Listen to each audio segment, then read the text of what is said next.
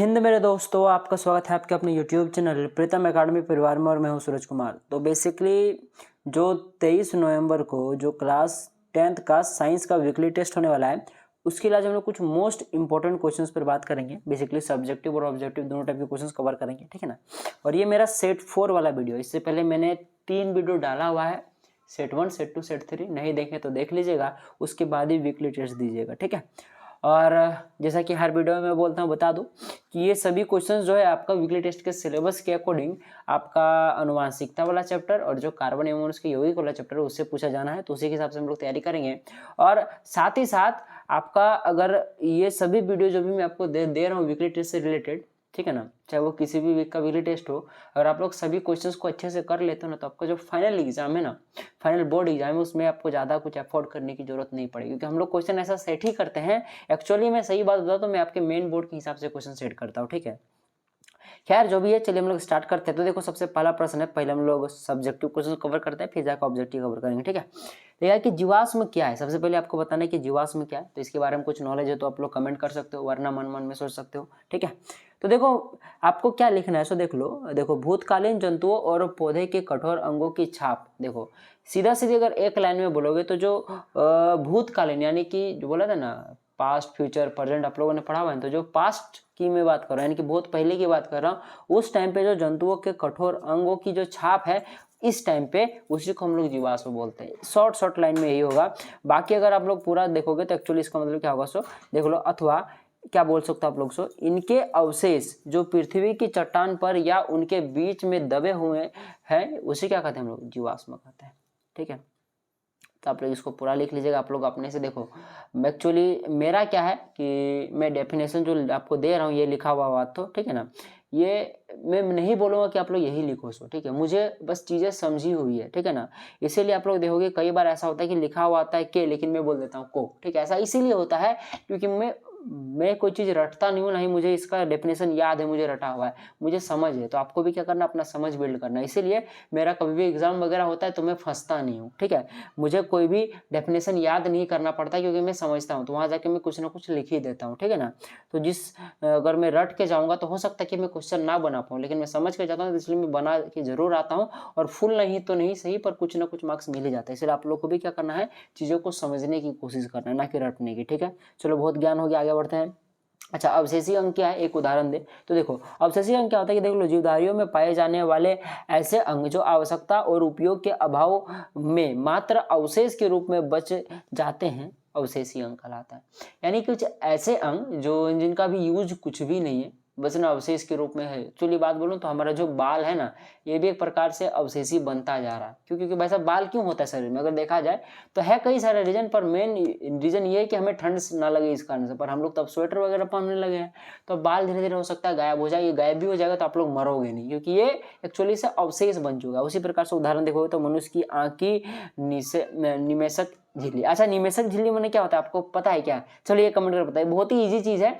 आप लोग जब इसका सही से नाम अगर जानोगे तो बोलेगा अच्छा ये था। तो इसको आप लोग कमेंट करके मुझे जरूर बताना कि आंखों की निमेषक झिल्ली किसको हम लोग बोल रहे हैं, ठीक है। तो कमेंट जरूर कीजिएगा, ठीक है। बाकी अगर आपको आंसर ऐसे मिल ही जाएगा, गूगल में सर्च कर लीजिएगा, ठीक है। बाकी वरना मैं अगले वीडियो में बता दूंगा।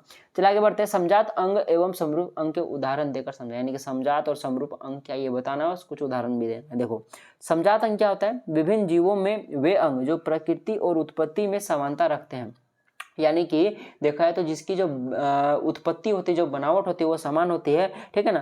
देखा जाए तो समजात अंग कहलाता है। याद रखने मेरी बात, पर कार्य अलग अलग होगा, ठीक है। पर इसको अगर मैं उदाहरण की बात करूँ तो देखो मेढक का अग्रपात हो गया, ठीक है, पक्षी का अग्रपात। देखो देखा जाए तो चमगादड़ के पंख, व्हेल मछली के देखा है तो फिलिप्स गर्भपात, ये सभी क्या समजात अंग के उदाहरण है। आप लोग आगे चल के पढ़ सकते हो और भी, ठीक है।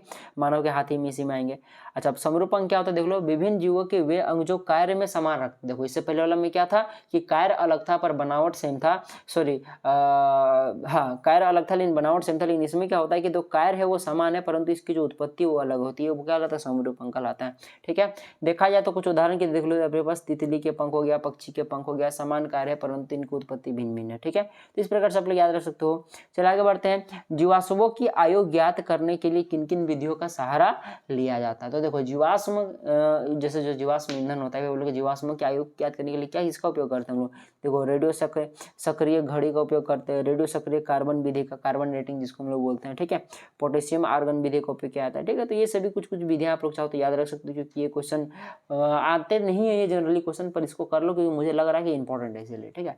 बाकी देखो एक प्रश्न कुछ चित्र से आ जाए, देखो निम्नलिखित चित्र को पहचानिए और इन पर आधारित प्रश्नों के उत्तर दे। देखो ये दो आपके पास चित्र आपको दिख रहा है, एक ए का नाम है, एक का चित्र का नाम बी दिया हुआ है। इसको देखिए क्या समझ में आ रहा है आपको। क्वेश्चन नंबर ए में पूछा कि ए और बी किन किन जीवधारियों का अंग है। तो देखो ए जो है ना ये आपका चमगादड़ का पंख है, और जो बी हो जाएगा ये आपका पक्षी का पंख होता है, ठीक है। पक्षी का पंख इस प्रकार से होता है जैसे कि आप लोग बी में देख पा रहे हो यहाँ पे, ठीक है, और फर्स्ट वाला चमगादड़ का पंख है। दूसरा नंबर पूछा कि ये किस प्रकार के अंग है। आप बताइए दोनों ए और बी ये किस प्रकार के अंग है। तो देखा जाए तो ये दोनों किस प्रकार के अंग है, समरूप अंग है, ठीक है। अब तीसरा प्रश्न है कि इनमें कौन सी समानता या विषमता फेवर है, कौन सी चीज ऐसी जो दोनों में समान है या फिर दोनों में अलग है, ठीक है। तो देखो इनका देखा जाए तो इनका कार्य के आधार पर आपस में समान दिखाई देते हैं। भाई जाहिर सी बात है कार्य के आधार पर समान है कि दोनों उड़ने के काम आते हैं, ठीक है, परंतु उत्पत्ति और आधार पर एक दूसरे से भिन्न है। जाहिर सी बात है भिन्न है, देखो ना ये पंजे जैसा है और इसके देख लो किस प्रकार से, ठीक है। इसीलिए तो ये समरूप अंग है, क्योंकि समरूप अंग का तो यही डेफिनेशन होता है ना कि देखा जाए तो कार्य समान परंतु जो उत्पत्ति होगा वो भिन्न हो जाएगा। तो ये चीजें आप लोग लिख सकते हो। चलिए आप थोड़ा हम लोग ऑब्जेक्टिव क्वेश्चन पर आते हैं। लिखा है कि जिन की रासायनिक संरचना क्या है, तो डीएनए होता है। मनुष्य में कितने जोड़े गुणसूत्र पाए जाता है, या फिर ऐसे पूछेगा कि मनुष्य की कोशिका में गुणसूत्रों की संख्या होती है, तो 23 जोड़ा, याद रखना मेरी बात।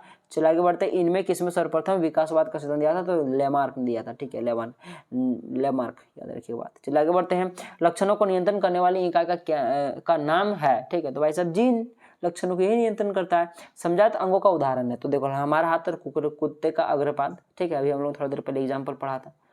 चलिए आगे बढ़ते हैं, किस स्थान को मानव का उद्भव माना जाता है। तो मानव का उद्भव यानी कि कहाँ से मानव पैदा हुआ है, किस स्थान को माना जाता है, तो अभी तक अफ्रीका को माना जाता है। आगे चल के अगर आप लोग पढ़ोगे अच्छे से, अगर आप लोग कुछ अच्छा चीज खोज लो तो बढ़िया बात है कि नहीं भारत में जन्म लिया था तो बात की बात है, अफ्रीका माना जाता है, एक्चुअली हमारे हिसाब से अफ्रीका ही है। चलो पंछी और चमगादड़ के पंख कैसे है, तो भाई साहब ये देखा जाए तो समरूप अंग है। अब लोग सर समरूप अंग तो ऑप्शन में नहीं दिया हुआ है, परंतु असमजात अंग तो दिया हुआ है ना। देखो समजात अंग तो है नहीं, तो असमजात अंग होगा, सीधा सीधी बात है, इसीलिए तो यहाँ पे असमजात सही होगा, क्योंकि भाई साहब क्वेश्चन में अगर समरूप अंग दिया होता तब ना मारते, पर दिया हुआ है ही नहीं। तो यहाँ पे आपके पास एक समजात होती, देखो जीवाश्म में तो नहीं मारेंगे, ठीक है ना, अवशेषीय अंग तो नहीं मारेंगे, क्योंकि भाई साहब पंख की बात से पंख तोड़ने में काम आता है। तो ये दोनों तो ऐसे ही नेगलेक्ट हो गया, ए 3 और 2 नंबर का ऑप्शन। अब बचा 1 और 2, एक में तो समजात अंग होगा नहीं, तो बचा 4 नंबर का, मार दो। और बात सही है भाई साहब, समजात तो है नहीं पर असमजात है, यानी कि समरूप है। चलो अच्छा, यह है कि पक्षी और मानव के अग्रपाद है, तो भाई साहब समझाते होंगे, 1 नंबर का ऑप्शन करेक्ट हो जाएगा। अच्छा, एक पुरुष में कौन से लिंग गुणसूत्र पाए जाते हैं, तो मैंने बताया था इससे पहले वाले वीडियो में, पुरुष में पाया जाता है XY और महिला में XX, ठीक है। तो इस प्रकार से आज का ये जो वीडियो है ये हमारा समाप्त होता है। अगर कोई भी क्वेश्चन से कोई भी डाउट अगर आपके मन में बचा हुआ है तो भाई साहब कमेंट बॉक्स खुला हुआ है, कमेंट जरूर कीजिएगा और अपने दोस्तों तक जरूर शेयर कीजिएगा और सब्सक्राइब जरूर कीजिएगा, क्योंकि आपको सब्सक्राइब करने में कुछ भी नहीं लगता है, पर आपके एक सब्सक्राइब से हमें बहुत ज़्यादा मोटिवेशन मिलता है, ताकि आपको इसी प्रकार से और धांसू कंटेंट मिल पाए। अगर आप लोग को क्लास 10 का इंपॉर्टेंट क्वेश्चन का सीरीज चाहिए तो आप लोग कमेंट कीजिएगा, हम लोग जल्दी उसको स्टार्ट कर देंगे। वैसे 90 डेज 99% का एक सीरीज तो चल ही रहा है, जिसमें मैं आपको पर एक वीडियो में एक क्वेश्चन साइंस का और मैथ का करा के दे रहा हूँ। अगर आप लोग नहीं देख रहे हो तो उसको देखना शुरू कीजिए, वो बहुत इंपॉर्टेंट क्वेश्चन मैं करा रहा हूँ, ठीक है। तो खैर चलिए मिलेंगे अगले वीडियो में, तब तक के लिए जय हिंद, जय भारत और आपका दिन शुभ हो।